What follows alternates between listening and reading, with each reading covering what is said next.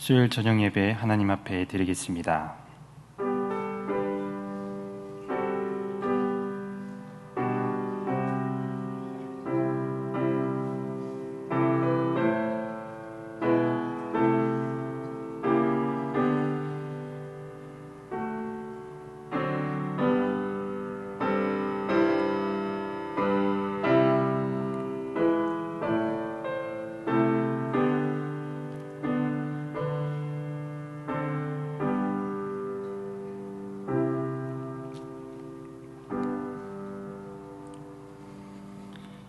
지난 3일 하나님의 날개 아래 품어주시고 수요 예배 자리로 인도하여 주심에 감사드립니다.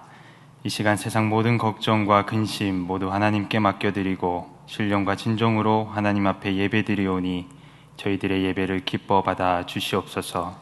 오늘 나에게 주시는 하나님의 음성을 듣게 하여 주시고 빈손으로 돌아가지 아니할 수 있도록 하나님 인도하여 주시옵소서. 감사드리며 예수님의 이름으로 기도드립니다. 아멘.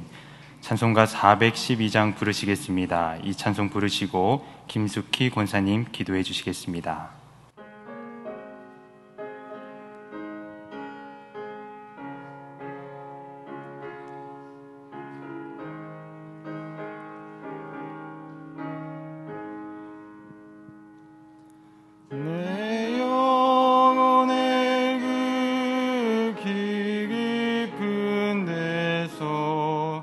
맑은 가락이 울려나네.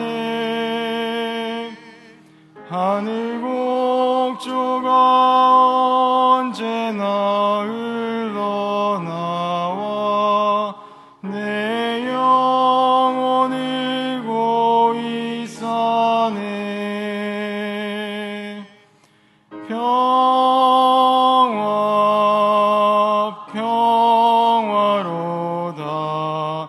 하늘 위에서 내려오네.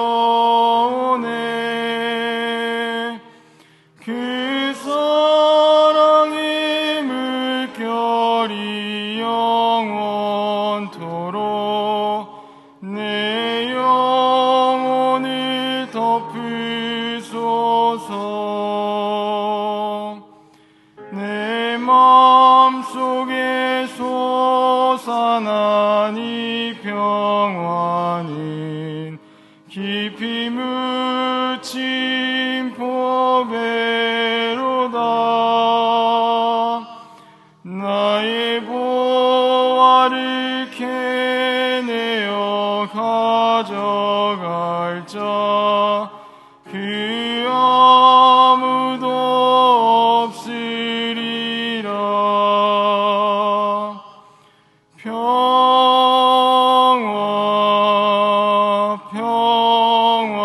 평화로다. 하늘 위에서 내려오네. 그 사랑의 물결이 영원토록 내 영혼을 덮으소서. 내 영혼의 평화가 넘쳐남은 주의 큰 복을 받음이라. 내가 주야로 주님과 함께 있어 내 영혼이 편히 쉬네.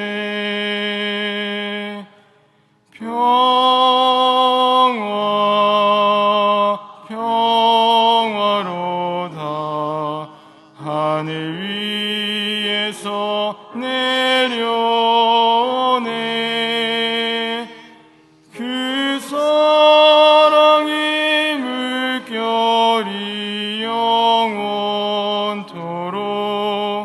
내 영혼을 덮으소서.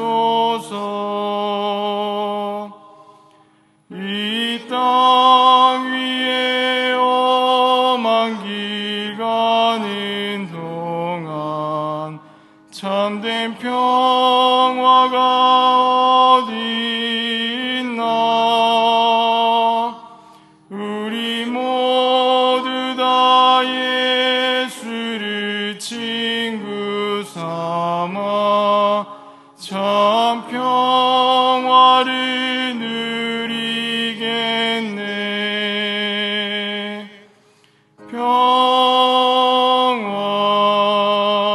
평화로다. 하늘 위에서 내려오네. 그 사랑의 물결이 영원토록 내 영혼을 덮으소서.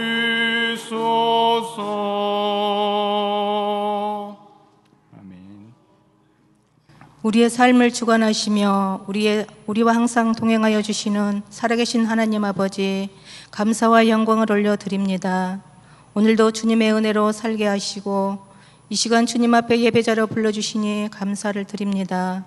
자비의 하나님 아버지, 주님의 은혜로 살아가는 저희들이 성령의 음성을 듣지 못하고 믿음 없이 육신의 소욕을 따라 살아왔던 죄와 허물을 용서하여 주시옵소서. 하나님 아버지, 이 나라가 하나님의 다스림 속에 정치와 사회, 경제 모든 분야가 안정될 수 있도록 주여 도와주시옵소서. 공의와 정의가 바로 서는 나라 되게 하옵소서. 세계 열방 가운데 흩어져 사역하시는 선교사님들 사역 위에 기름 부어 주셔서 사역에 많은 열매들이 있게 하시며 동역자들을 보내주시어 어려움이 없도록 도와주시옵소서. 사랑의 하나님 아버지, 우리 강서 교회가 좋은 사람 좋은 교회로 날마다 성장하게 하시니 감사드립니다. 아멘.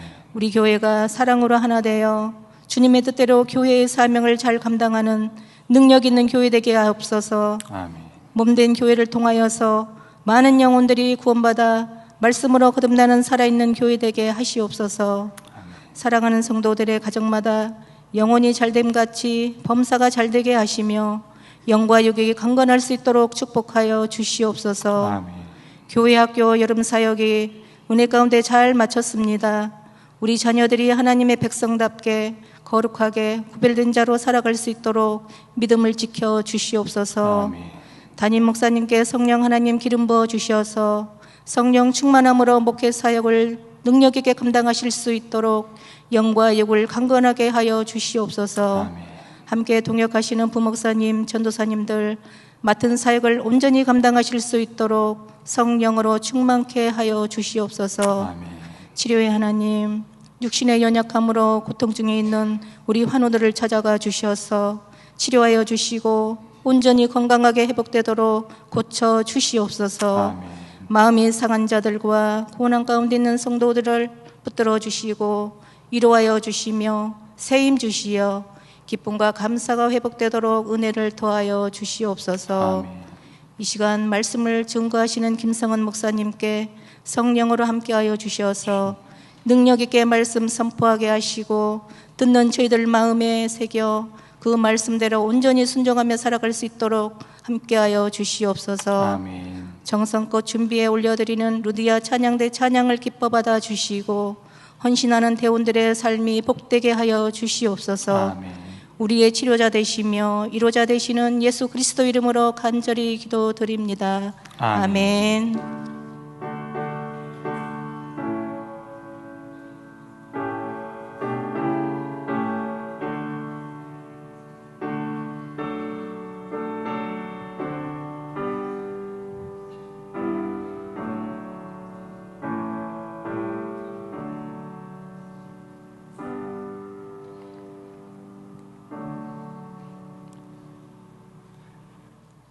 교회 소식 전해드립니다. 다음 주 오후 1시에 정기당회가 있습니다. 다음 주 오후 예배는 7, 8 여전도의 헌신 예배로 드립니다. 하반기 연합구역 예배가 이번 주 금요일 오전 11시 예루살렘 예배실에서 드립니다. 하반기 첫 연합구역 예배입니다. 많은 참석 부탁드립니다. 결혼 소식입니다. 고경수 안수집사님, 황춘미 권사님의 아들 해민군의 결혼식이 9월 2일 토요일 낮 12시 15분 05 ENC 웨딩홀 3층에 서 있습니다. 버스 출발은 10시 20분입니다. 오늘 우리에게 주신 하나님의 말씀은 구약성경 사사기 16장 28절부터 31절까지의 말씀입니다. 사사기 16장 28절부터 31절까지의 말씀입니다. 제 성경으로 391페이지입니다. 사사기 16장 28절부터 31절까지의 말씀 함께 교독하여 읽고 마지막 절은 함께 봉독하도록 하겠습니다.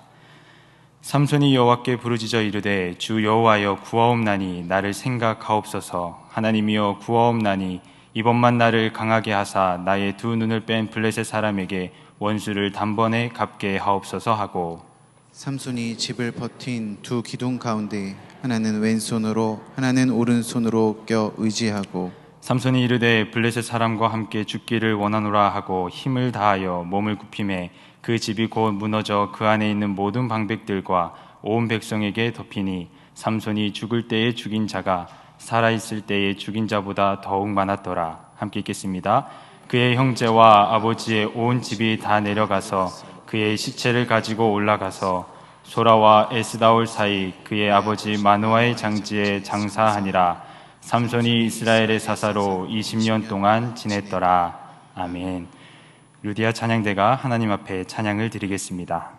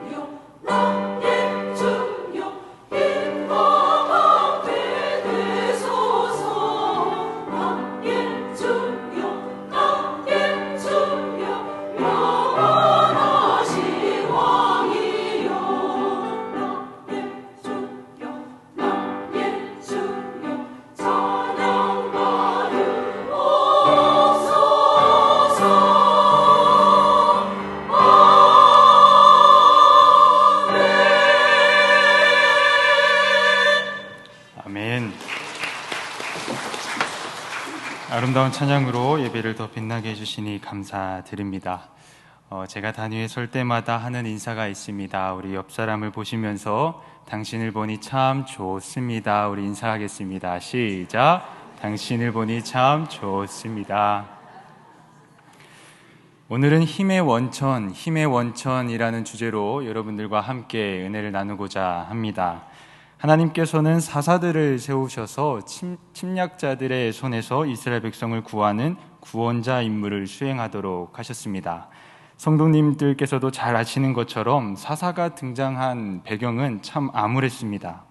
사사기의 결론 부분에 해당하는 17장부터 21장까지의 말씀을 보면 4번에 걸쳐 같은 말씀이 반복되는 것을 발견할 수가 있습니다. 그 중에 대표적인 한 말씀을 살펴보면 사사기 17장 6절의 말씀입니다. 우리 함께 봉독하겠습니다. 시작. 그때에는 이스라엘의 왕이 없었으므로 사람마다 자기 소견에 옳은 대로 행하였더라. 아멘. 이스라엘의 왕은, 초대 왕은 사울이었습니다. 사울 왕이 등극하기 이전까지 이스라엘 백성들 안에 왕이 없었느냐? 그렇지 않습니다. 사울 이전에도 이스라엘 백성들 안에는 왕이 있었습니다. 누구실까요? 하나님이 이스라엘의 왕이셨습니다. 사실 사울이 이스라엘의 최초로 왕이 되었어도 이스라엘의 영원하신 왕은 하나님이셨습니다. 따라서 이스라엘은 주변 다른 나라들처럼 왕정 국가가 될 필요가 없었습니다. 이미 하나님께서 왕이신 신정 국가였기 때문입니다. 그러므로 방금 읽은 사사기 말씀에서 당시에 왕이 없어서 사람마다 자기 소견에 옳은 대로 행동하였다는 이 말씀은 국가를 통치하는 진짜 왕이 없어서 이스라엘 백성들이 혼란스러웠다는 의미가 아닙니다. 하나님이 아니라 자기가 왕이 되어 사는 삶을 살았다는 것을 의미합니다. 하나님에 대한 신앙을 버리고 자기 마음대로 살거나 하나님의 말씀이 중심이 되지 않는 삶, 나의 상황과 형편에 따라서, 내 감정에 따라서 옳고 그름이 결정되는 그러한 삶을 살았던 것입니다. 사사시대는 바로 이러한 시대적인 상황에서 기록된 말씀입니다. 특별히 그때에는 이라는 특정 시대적 상황을 나타내는 표현이 있는 것으로 보아서 이런 잘못된 신앙이 이스라엘 백성의 소수의 신앙이 아니라 이런 잘못된 신앙이 이스라엘 백성의 전반적인 잘못된 신앙이었다. 이것을 우리가 알 수가 있습니다. 이런 해석을 뒷받침해 주는 말씀이 사사기 2장 10절의 말씀인데요. 그 세대의 사람도 다 그 조상들에게로 돌아갔고 그 후에 일어난 다른 세대는 여호와를 알지 못하며 여호와께서 이스라엘을 위하여 행하신 일도 알지 못하였더라. 역사적으로 사사기는 여호수아 죽음 이후의 시대를 기록하고 있습니다. 여호수아 시대의 사람들이 다 죽은 다음 그 다음 세대가 하나님을 알지 못했다는 것입니다. 즉 다음 세대를 향한 신앙 교육이 철저하게 실패했다는 것이죠.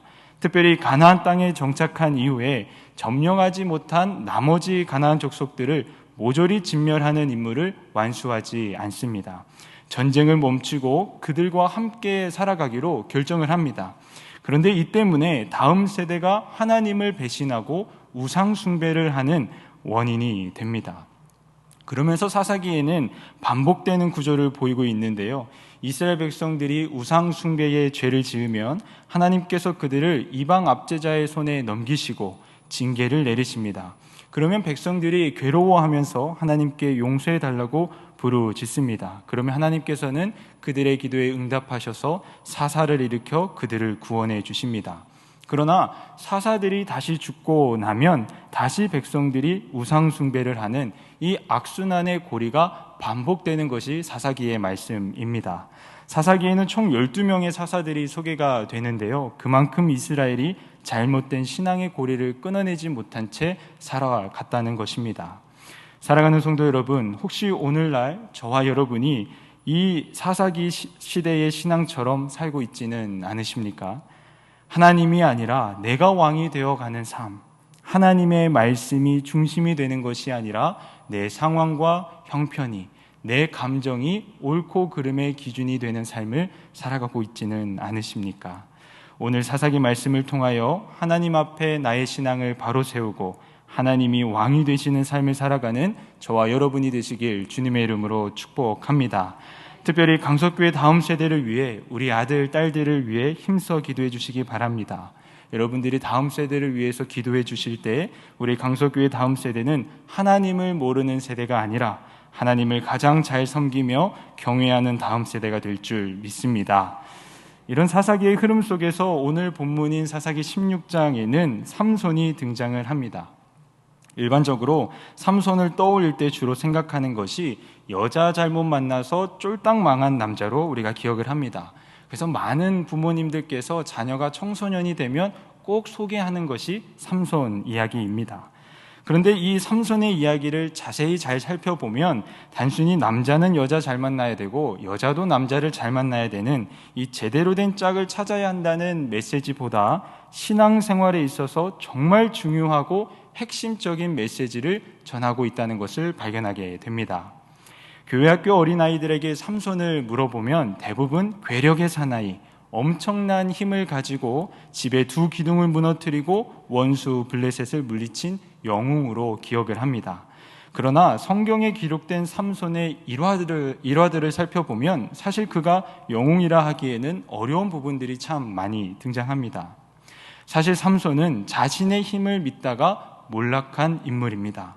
오늘 설교 주제와 연관하여 말하자면 자신의 힘의 원천을 엉뚱한 곳에서 찾다가 망한 인물이기도 합니다. 성경에는 아브라함과 다윗과 같은 흔히 영웅이라 불릴 만한 인물들이 많이 등장을 합니다.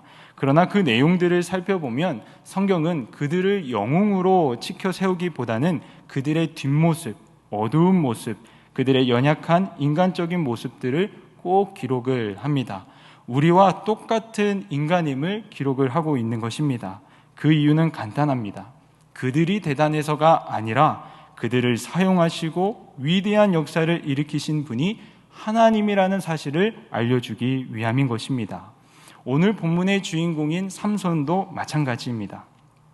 삼손은 나실인이었습니다. 잘 아시는 것처럼 나실인은 자신 스스로를 하나님께 거룩하게 바친 사람들입니다. 사실 나실인이 된다고 해서 특별한 표시를 해야 하거나 꼭 독신으로 살아야 하는 것은 아니었습니다. 그러나 나실인에게는 3가지 금기사항이 있었는데요. 첫 번째는 포도주나 독주, 달거나 신포도주를 마시지 않는 것. 두 번째는 머리를 밀거나 깎지 않는 것. 세 번째는 시체를 가까이 하지 않는다는 것이었습니다. 이런 나실인 가운데의 대표적인 인물이 오늘 본문의 주인공인 삼손과 더불어서 사무엘입니다. 이 두 사람에게는 공통점이 있는데요. 수태하지 못했던 어머니가 하나님께 기도하여 얻은 특별한 자식들이었다는 것입니다. 그러나 이 두 사람의 인생은 사뭇 달랐습니다. 사무엘은 일평생 금기를 준수하면서 하나님 앞에 신앙을 지켰던 성실의 대명사였다면 삼손은 나실인이 지켜야 하는 그 금기들을 파기하고 자기 멋대로 사는 삶을 살았습니다. 앞부분에서 사사기 시대에는 이스라엘 백성이 하나님이 왕이 아니라 자기가 왕이 되어서 사는 삶을 살아갔다고 말씀을 드렸는데요. 하나님 앞에 자신을 스스로 거룩하게 구별하여 드리고 신앙의 모범을 보여야 하는 나실인이자 이스라엘 백성들을 구원해야 할 사사가 일반 백성들과 별반 다르지 않는 삶을 살았던 것입니다. 오히려 더 미련하고 악한 일을 저지르면서 살았던 인물이 삼손입니다. 삼손이 출생을 할 때의 모습을 보면요, 하나님께서 삼손을 향한 놀라운 계획을 가지고 계셨다는 것을 우리가 발견하게 됩니다. 어느 날 하나님의 사자가 삼손의 어머니에게 나타나 내가 곧 임신을 할 것인데 그 아이는 나실인으로서 하나님께 구별된 아이고 블레셋 사람의 손에서 이스라엘을 구원하는 데 쓰실 특별한 아이라는 것을 알려줍니다. 이 아내가 너무나도 놀라서 남편을 찾아가서 이 이야기를 전하고 남편인 마노아가 여호와의 사자 앞에 나타나 이렇게 말합니다. 13장 12절의 말씀입니다. 마노아가 이르되 이제 당신의 말씀대로 되기를 원하나이다. 이 아이를 어떻게 기르며 우리가 그에게 어떻게 행하리이까? 삼손을 어떻게 기르며 어떻게 행하리이까? 여러분, 이 마노아의 이 질문에서 특별한 감정이 느껴지지 않으십니까? 당황스러움과 부담감.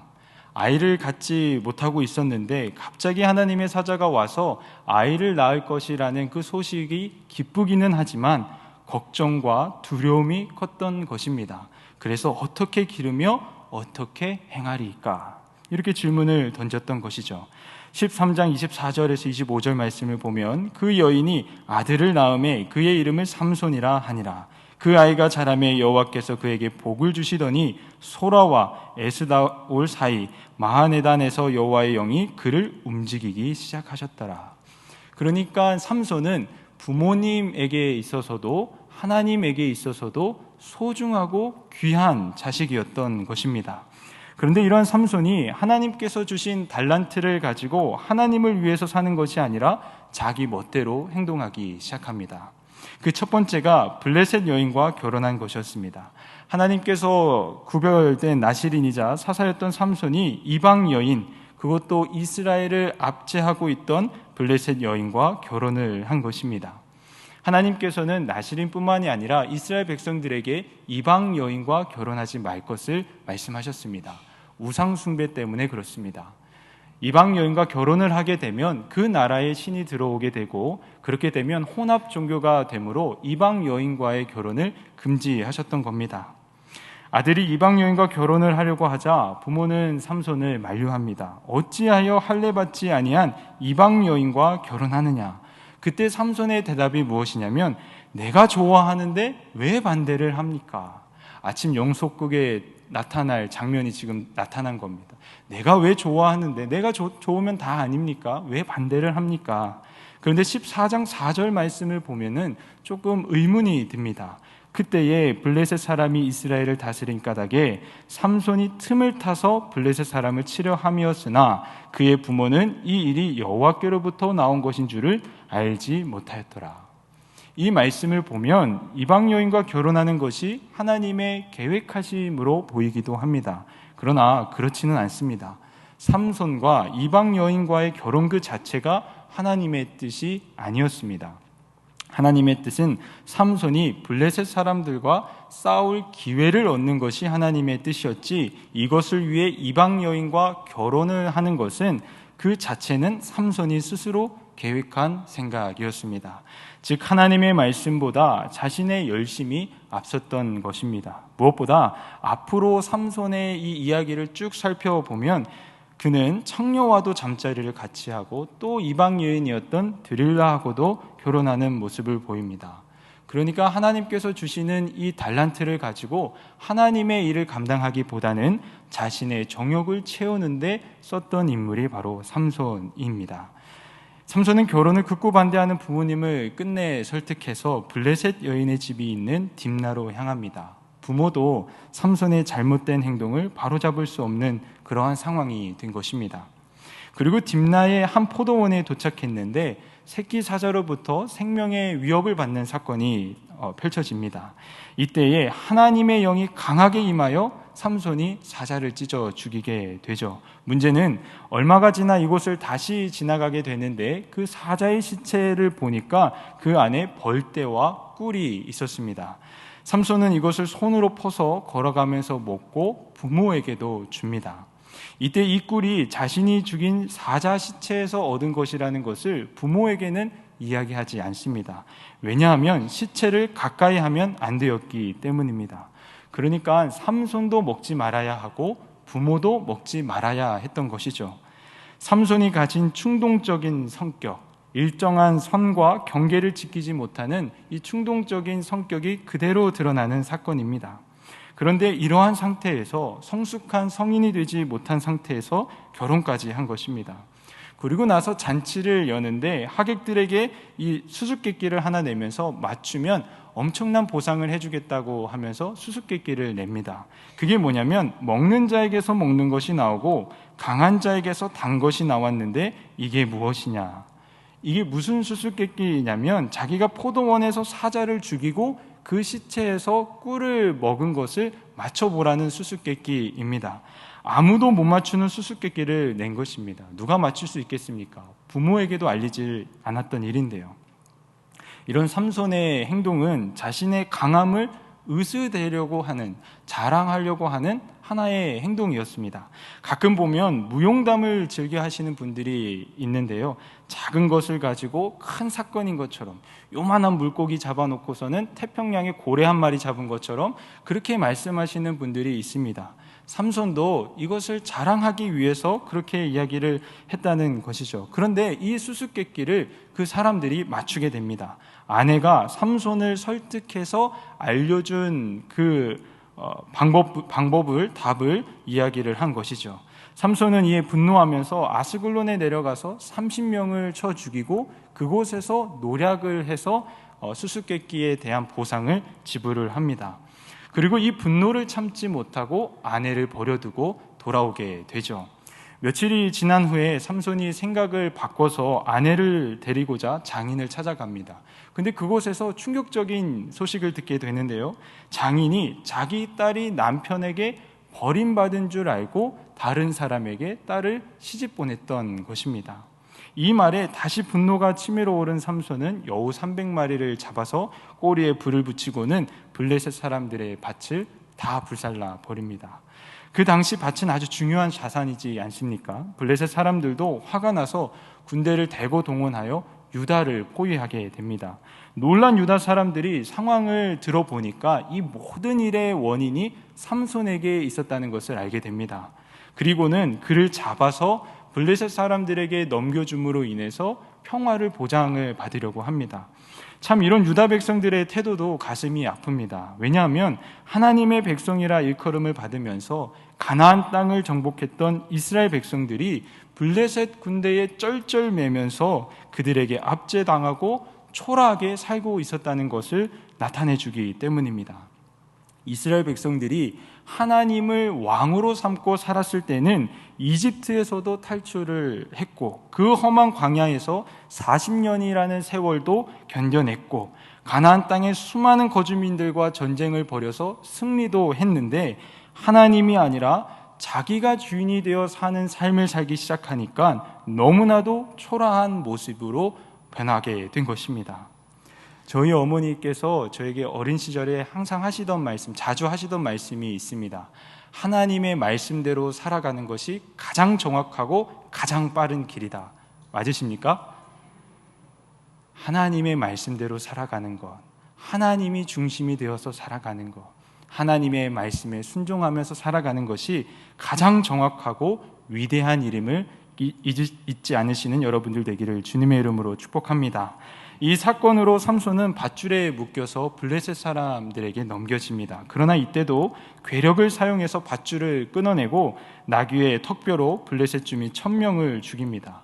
어떻게 보면 이스라엘의 대적인 블레셋을 죽인 잘한 일처럼 보입니다. 그러나 지금까지 살펴본 삼손의 행위들을 볼 때 결코 그의 삶은 하나님 보시기에 옳은 삶은 아니었습니다.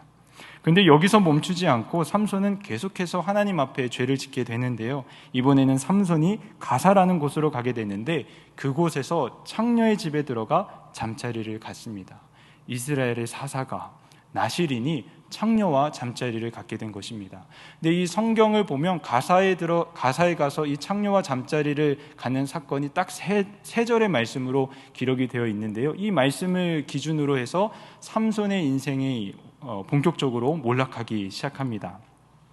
삼손이 기생의 집에 들어갔다는 소식을 들은 사람들이 삼손을 죽이고자 매복을 했습니다. 여기서도 삼손은 무서운 괴력을 발휘해서 그 포위망을 뚫고 탈출을 하게 되죠.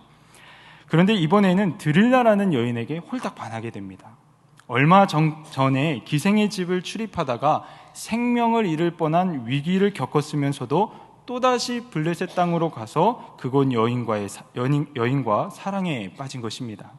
도대체 삼손이 왜 이런 잘못된 행동을 계속했을까요?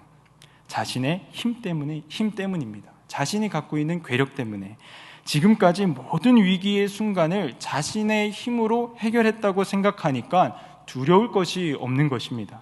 또다시 위기가 오면 자신의 힘으로 벗어나면 되니까 이러한 생각으로 하나님께서 주신 괴력을 자신의 욕망을 채우는데 계속해서 사용을 했던 것입니다. 이것도 문제인데 더 큰 문제가 있습니다. 이런 삼손의 행동을 계속하게 만든 그 원인이 드릴라라는 여인과의 사건에서 밝혀집니다. 삼손과 드릴라의 관계를 알게 된 블레셋 사람들이 그녀를 찾아와서 설득을 합니다. 거액의 보상을 약속을 하고는 삼손의 힘의 원천을 알아오면 이 보상을 주겠다고 하면서 유혹을 합니다. 그리고 드릴라가 이것을 수용을 하죠. 근데 이것도 참 불쌍한 일입니다. 삼손이 딥나에서의 여인에 이어서 또 자신이 사랑한 여인에게 배신을 당한 것이기 때문입니다. 삼손에게 총 4번을 물어보는데요, 삼손이 4번째 때 답을 말해줍니다. 사사기 16장 16절에서 17절의 말씀입니다.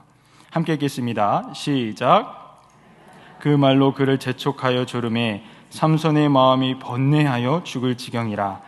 삼손이 진심을 드러내어 그에게 이르되 내 머리 위에는 삭도를 대지 아니하였나니 이는 내가 모태에서부터 하나님의 나실인이 되었음이라. 만일 내 머리가 밀리면 내 힘이 내게서 떠나고 나는 약해져서 다른 사람과 같으리라 하니라. 아멘. 자기 힘의 원천이 어디에 있다고 이야기를 해준 겁니까? 머리카락에 있다고 이야기를 해준 겁니다. 그날 밤 삼손이 잠든 사이에 사람들은 삼손의 머리카락을 잘라버리고 아무런 저항도 하지 못하고 끌려가게 됩니다. 블레셋 사람들은 삼손의 2눈을 다 뽑아버리고 노사슬로 묶어서 연자 맷돌을 돌리게 합니다. 재롱을 피우게 하고 온갖 조롱과 핍박을 하며 복수를 합니다. 그동안 삼손 때문에 얼마나 큰 피해를 보고 수치를 당했습니까? 그러니까 얼마나 신나게 삼손을 괴롭혔겠습니까? 그리고는 그들이 믿는 신인 다곤 신에게 제사를 드리는 축제를 엽니다. 이스라엘 백성들을 블레셋으로부터 구원해야 할 사사가 노예와 죄수처럼 조롱과 멸시를 당하는 신세가 된 것입니다. 하나님의 위엄과 능력을 드러내야 하는 하나님의 사사가 이 사사 때문에 하나님의 존재가 오히려 초라하게 되어지는 그러한 일이 발생이 된 것이죠. 그런데 저는 이 말씀을 읽을 때마다 더 안타까운 것은 삼손 본인 힘의 원천을 머리카락에 있다고 생각하면서 착각하면서 살았던 것입니다. 삼손 힘의 원천은 머리카락이 아니라 어디에 있었을까요? 하나님에게 있었습니다. 하나님께서 삼손에게 힘을 주셨던 것이지 그의 머리카락 그 자체에 어떤 특별한 능력이 있기 때문이 아니었습니다. 14장 6절의 말씀입니다. 우리 함께 읽겠습니다. 시작.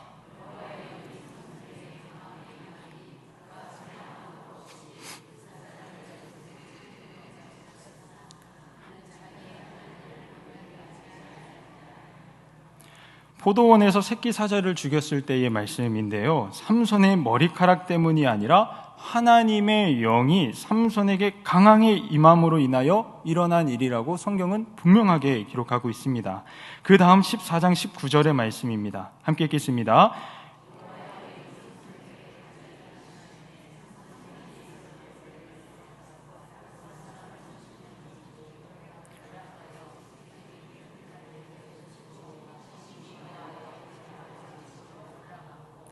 딥나 여인이 수수께끼 비밀을 알려줬을 때 말씀인데요, 여기서도 보면 머리카락이 아니라 하나님의 영이 삼손에게 임하심으로 인하여 일어난 일이라고 성경은 기록하고 있습니다. 삼손이 유다 백성들에게 밧줄로 묶여서 블레셋에 넘겨질 때도 마찬가지였습니다. 15장 14절의 말씀을 보면 삼손이 레이의 이름에 블레셋 사람들이 그에게로 마주 나가며 소리 지를 때 여호와의 영이 삼손에게 갑자기 임하심에 그의 팔 위에 밧줄이 불탄 삼과 같이 그의 결박되었던 손에서 떨어진지라. 여호와의 영이 삼손에게 갑자기 임하심에, 우리 성경은 갑자기라고 번역이 되었지만요, 원어적으로 보면은 하나님의 영이 크게 임하심에, 하나님의 영이 강하게 임하심에입니다. 그러니까 삼손은 자신이 원할 때 언제나 초인적인 힘을 발휘할 수 있는 괴력의 소유자가 아니라 하나님의 영이 임할 때 그 힘이 발휘되는 사람일 뿐이었던 것입니다. 힘만 쓸 줄 알았지 그 힘의 원천이 어디였는지 모르고 살았던 것입니다. 사사기 16장 20절의 말씀을 보면 드릴라가 이르되 삼손이여 블레셋 사람이 당신에게 들이닥쳤느니라 하니 삼손이 잠을 깨며 이르기를 내가 전과 같이 나가서 몸을 떨치리라 하였으나, 여기서도 보면 전과 같이 힘만 믿고 산 겁니다. 또 위기가 닥쳐와도 내 힘으로 얼마든지 이겨낼 수 있다, 이러한 생각으로 살았던 겁니다. 그런데 여호와께서 이미 자기를 떠나신 줄을 깨닫지 못하였더라. 하나님께서 자신의 욕망과 정욕을 채우는데 이 달란트를 사용했던 이 삼손을 오랫동안 참으시다가 결국 그 달란트를 걷어 가신 겁니다. 여기서 질문이 한 가지 생깁니다. 삼손은 왜 자기 힘의 원천을 머리카락에 있다고 생각을 했을까요? 삼손은 나시린입니다. 설교 앞부분에서 말씀드렸듯이 나시린에게는 특별한 금기사항이 있었는데요. 그 중에 하나가 머리를 깎지 않는 것이었습니다. 그러니까 삼손은 자기 멋대로 살면서도 자신의 긴 머리카락을 볼 때마다 나는 나시린이지, 특별히 구별된 사람이지, 특별한 능력이 있지, 자기 위로와 자기 만족을 하면서 지냈던 것입니다. 그런데 사실 이 머리카락에 집착할 거면 머리카락 말고도 포도주와 독주를 마시지 않는 것, 시체를 가까이 하지 않는 율법에도 집착해야만 했습니다. 가장 외적으로 잘 드러나는 머리카락, 그 머리카락을 보면서 자기의 힘의 원천이 여기 있다고 생각을 한 것입니다. 그러면서 정작 중요한 하나님을 잊고 살았던 것이죠. 삼손의 최후의 사건이 기록된 오늘 설교 본문에서 삼손은 하나님께 이렇게 부르짖습니다. 삼손이 여호와께 부르짖어 이르되 주 여호와여 구하옵나니 나를 생각하옵소서. 하나님이여 구하옵나니 이번만 나를 강하게 하사 나의 두 눈을 뺀 블레셋 사람에게 원수를 단번에 갚게 하옵소서 하고, 마지막에 가서야 자기 힘의 원천이 어디에 있다는 것을 깨달은 것입니까? 하나님에게 있다는 것을 깨닫게 된 것입니다. 사랑하는 성도 여러분, 오늘 긴 시간 동안에 삼손의 생애를 쭉 살펴보았는데요. 혹시 우리도 삼손과 같은 삶을 살고 있지는 않는지요? 하나님께서 나에게 주신 것들이 참 많은데 그 모든 것들이 하나님께서 나에게 주신 은혜인데, 달란트인데, 그것을 잊고 내 만족과 내 종욕을 채우는 데만 급급하며 살고 있지는 않은지요? 내 힘의 원천, 내 가정의 힘의 원천, 우리 자녀들의 힘의 원천이 돈에 있지 않습니다. 명예에 있지 않습니다. 대학 합격증에 있지 않습니다. 대기업에 취업하는 것에도 있지 않습니다. 사업에 성공해서 돈을 많이 벌어도, 좋은 대학에 입학을 해도, 억대 연봉을 받는 큰 기업에 취업을 해도 내 힘의 원천이 하나님에게 있다는 것을 잊어버린다면, 알지 못한다면 얼마든지 삼손처럼 살아갈 수 있는 것이 우리입니다. 또 하나님의 오랜 인내의 시간이 끝이 난 뒤에 징계를 통해서 알게 되는 안타까운 일이 일어날 수도 있습니다. 사랑하는 성도 여러분, 나의 힘의 원천을 어디에서 찾고 있는가? 내 가정의 힘의 원천을 어디에서 찾고 있는가? 우리 자녀의 힘의 원천을 어디에서 찾고 있는가에 대한 이 질문에 대한 답을 찾으시기를 주님의 이름으로 축복합니다. 우리의 힘의 원천 어디에 있습니까? 하나님에게 있습니다. 그러니 하나님에 대한 오늘 나의 신앙을 지키고 신앙을 바로 세우고 하나님이 내 인생에, 내 가정에, 내 자녀의 왕이 되는 삶을 살아가는 저와 여러분들이 되시기를 주님의 이름으로 축복합니다. 기도하겠습니다. 사랑의 하나님, 오늘도 말씀을 통해서 귀한 은혜 주시니 감사드립니다. 하나님, 지난 삶 가운데에 하나님이 왕이 되어 사는 삶이 아니라 저희가 왕이 되어 사는 삶을 살았음을 고백합니다. 저희들의 연약함과 죄악을 용서하여 주시고 이 시간 저희들의 힘의 원천이 하나님에게 있다는 것을 믿고 하나님 앞에 바로 서기로 결단하오니 저희들의 삶을 선한 길로 인도하여 주시옵소서. 감사드리며 예수님의 이름으로 기도드립니다. 아멘. 찬송가 325장 찬양하겠습니다.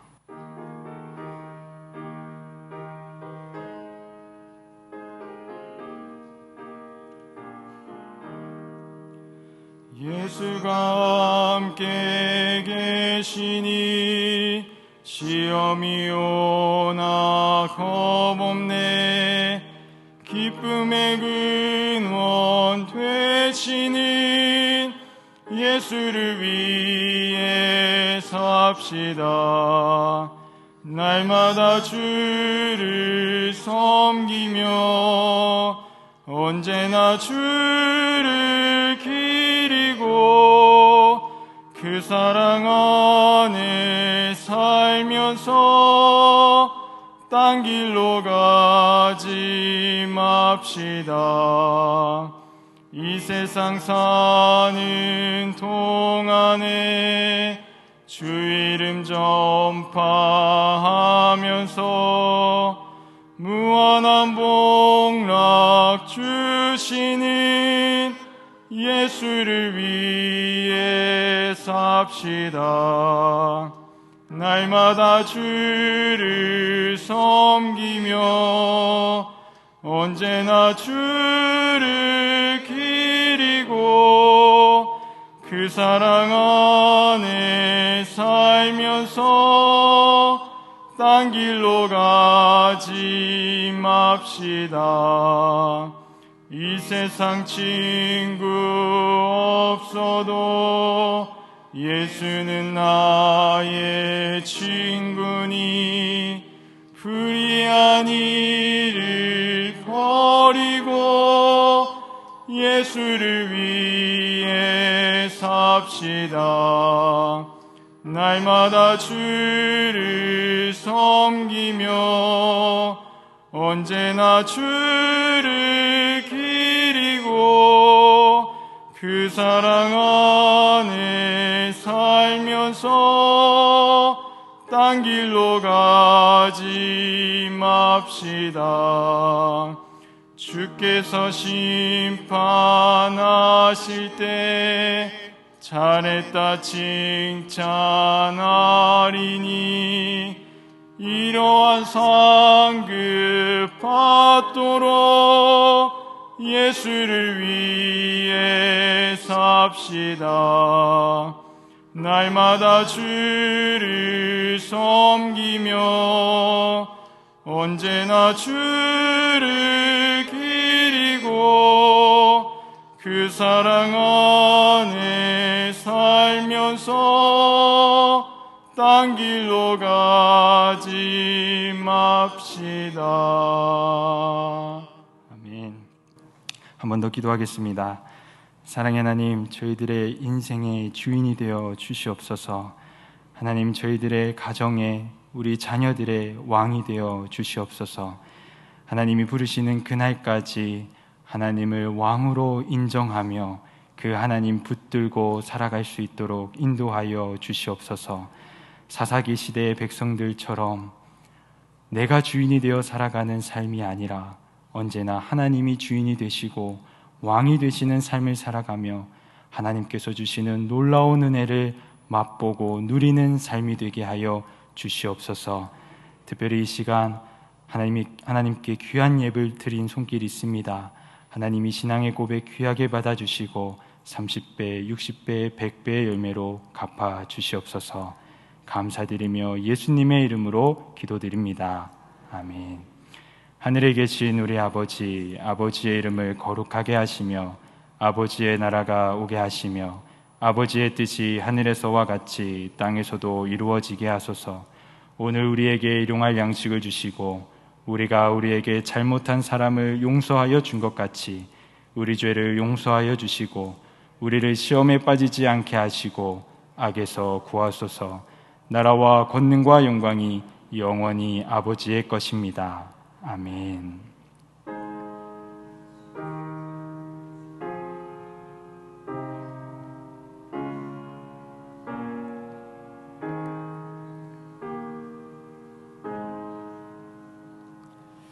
주신 말씀 마음에 새기시면서 다 같이 한 음성으로 기도하겠습니다.